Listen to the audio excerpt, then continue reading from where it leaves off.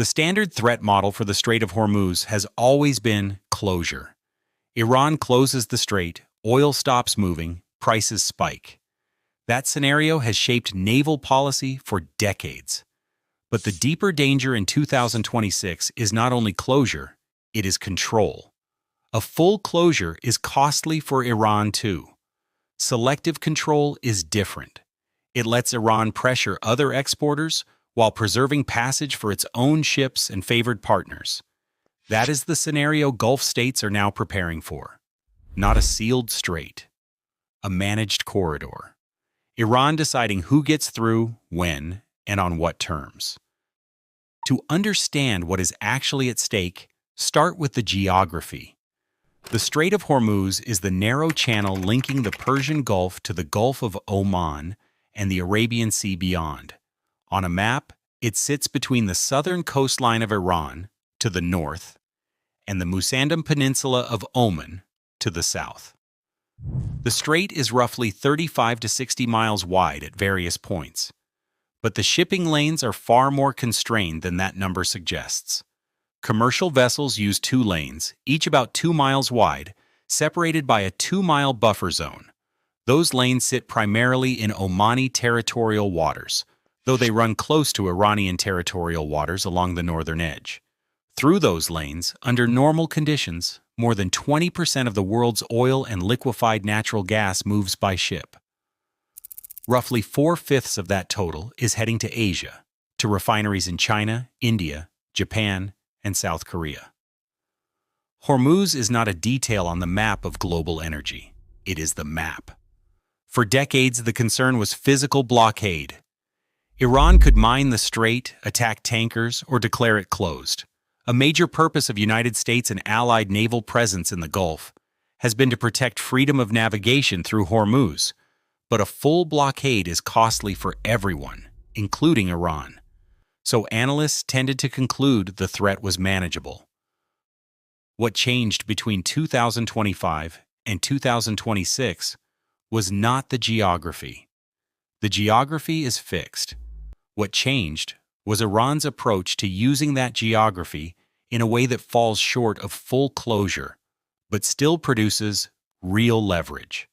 In May 2026, an officer from Iran's Islamic Revolutionary Guard Corps made a statement that received limited coverage outside specialist circles, but sent a clear signal to every government monitoring the Gulf.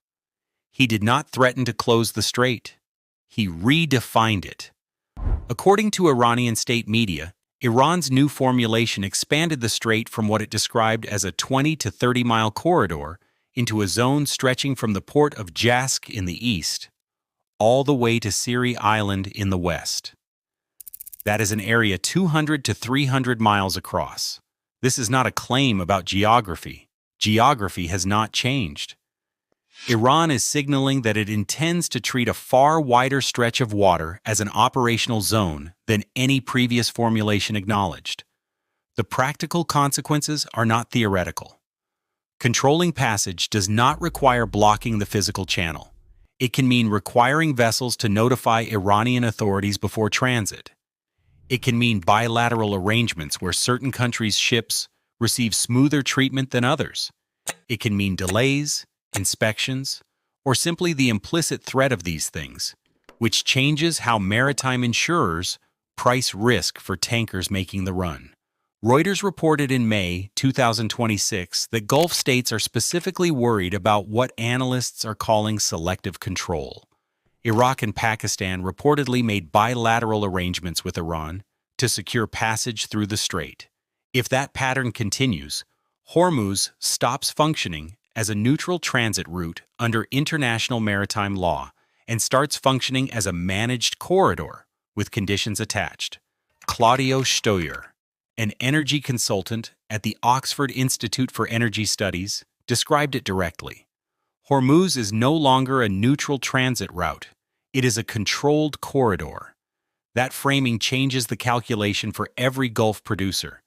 If passage through the strait is going to become conditional, the only rational response is to reduce your dependence on it. Not because total closure is the immediate threat, but because conditional access is a form of leverage.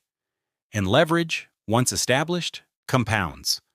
The question becomes, who can actually build an exit? Only two Gulf producers currently have the infrastructure to export meaningful volumes of crude oil without transiting Hormuz at all: Saudi Arabia and the United Arab Emirates. Everyone else is, for practical purposes, locked inside the Persian Gulf. Saudi Arabia's route runs overland across the Arabian Peninsula. The East-West pipeline originates in the Eastern Oil Province, where the kingdom's giant fields are concentrated, and travels roughly 750 miles to the port of Yanbu on the Red Sea coast. From Yanbu, tankers move south through the Red Sea and out through the Bab el-Mandeb Strait into the Gulf of Aden, or north through the Suez Canal toward European markets. When Hormuz was restricted in the first half of 2026, Saudi Aramco moved oil. The East-West pipeline reached its maximum operational capacity of 7 million barrels per day. Aramco's chief executive Amin Nasser called it a critical supply artery, and the numbers validated that description. Of that 7 million barrels, roughly 2 million go to refineries on Saudi Arabia's western coast. That leaves approximately 5 million barrels per day available for export through Yanbu. That is a significant volume, but it carries its own exposure. The Red Sea route runs past the Yemeni coastline, where Houthi forces have already demonstrated the ability to strike commercial shipping with precision. The Bab el-Mandeb Strait at the southern end of the Red Sea is its own choke point with its own risks. Saudi Arabia has an escape route from Hormuz. That route simply trades one set of risks for a different one. The UAE's bypass runs in a different direction. The Abu Dhabi crude oil pipeline, also known as ADCOP, the Habshan to Fujairah pipeline, runs from the oil fields in Abu Dhabi's interior, across the Hajar Mountains, to the port of Fujairah on the Gulf of Oman coast. Fujairah sits entirely outside the Strait of Hormuz. Ships loading there are already in open water before they begin their journey. The pipeline's current capacity is up to 1.8 million barrels per day. That is meaningful, but it is limited relative to the UAE's total production. And until recently, the UAE had not urgently expanded it. That calculation changed in May 2026. On May 15, 2026, Reuters reported that Abu Dhabi Crown Prince Sheikh Khalid bin Mohammed bin Zayed had personally ordered ADNOC to fast-track construction of a new west-east pipeline. The stated goal is to double crude export capacity through the port of Fujairah by 2027. This is not a long-range planning announcement buried in a corporate strategy document. It is an accelerated project with a specific 2-year deadline, ordered at the highest level of Abu Dhabi's government, in direct response to the changed security environment around the Strait of Hormuz. The strategic importance of Fujairah goes beyond crude oil. Reuters reported that the port of Fujairah and the nearby port of Khor Fakkan have become essential not just for energy exports, but for the UAE's broader supply chain. The UAE is heavily dependent on food imports. In any scenario where Hormuz access becomes contested or conditional, Fujairah does not just protect oil revenues. It protects the supply lines the country depends on for basic goods. Fujairah has become the UAE's insurance policy against geography itself. And yet, even with the new pipeline in place, the numbers require honesty. Doubling from 1.8 million barrels per day gets the UAE to roughly 3.6 million barrels through Fujairah. The UAE's production capacity is heading toward 5 million barrels per day by 2027, a target ADNOC.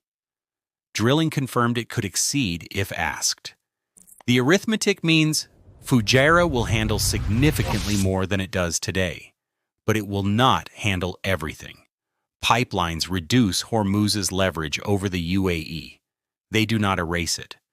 For Saudi Arabia and the UAE, This is the honest summary. They have more options than their neighbors. The options are real, they are expanding, and they matter. But for everyone else in the Gulf, even the limits the Saudis and Emiratis face look like a luxury they do not have. Kuwait, Iraq, Bahrain, and Qatar rely on the Strait of Hormuz for virtually all of their energy exports. Reuters confirmed this directly. Those four countries have no operational crude pipeline that routes exports to an open ocean port. Kuwait's oil fields are concentrated in the north of the country.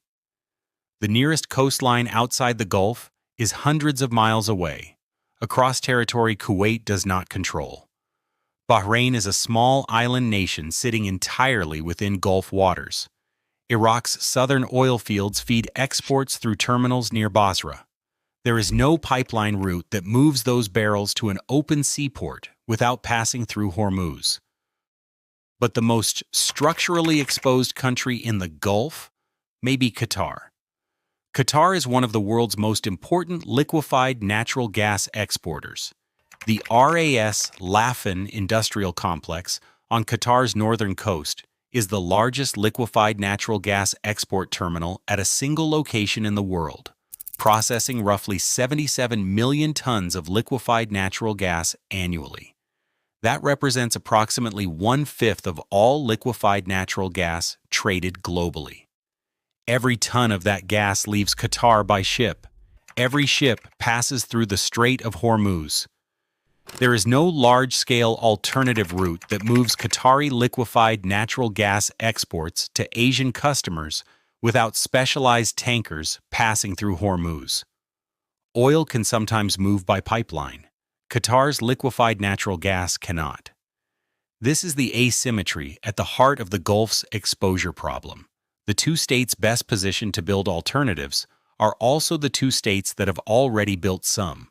The states with the least capacity to adapt are also the states most completely dependent on a route Iran is now redefining as its operational zone. Geography does not negotiate. It simply presents terms. Two countries outside the Gulf are watching this closely. Their responses reveal something important about how the world's largest energy importers are thinking. China is Iran's largest oil customer. Iranian crude moves to Chinese refineries in significant volumes, and those volumes have increased as Western sanctions pushed other buyers away. It would seem reasonable to assume China has limited interest in weakening Iran's position at Hormuz.